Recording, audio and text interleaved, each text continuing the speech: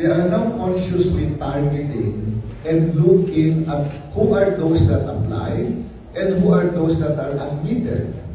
We just finished a study of all the schools in Region 1, Region 8, and Region 12. Tinignan yung profile ng mga nag-exam at saka yung profile ng mga nakapasok.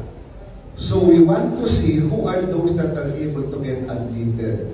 If we see that those in the margins, meaning the poorer households, graduates of public schools, children of cultural communities, pag nakikita natin na bumababa yung percentage, the universities are starting to change their admission policies.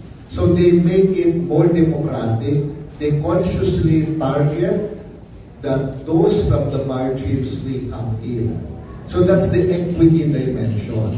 Kasi pag nakapasok na sila sa SOAP, maliban sa libre yung tuition at miscellaneous fees, pwede na silang bigyan ng test at saka tulong-tulong. So merong dagdag na ayuda na pwedeng dumating sa kanila.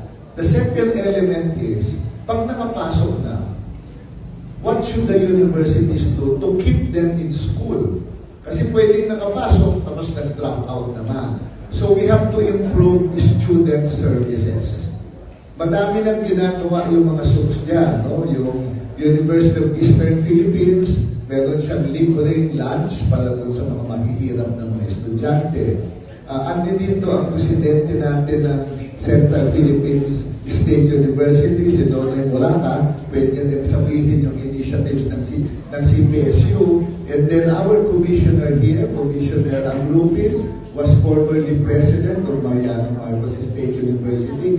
Lahat sila ay gumagawa sila ng policies para alalayan yung mga estudyante galing sa mga mahihirap na pamilya, galing sa public schools. So we need to improve student services. Dormitory policies, for example, we may need to have additional catch-up classes for our students to keep them in school.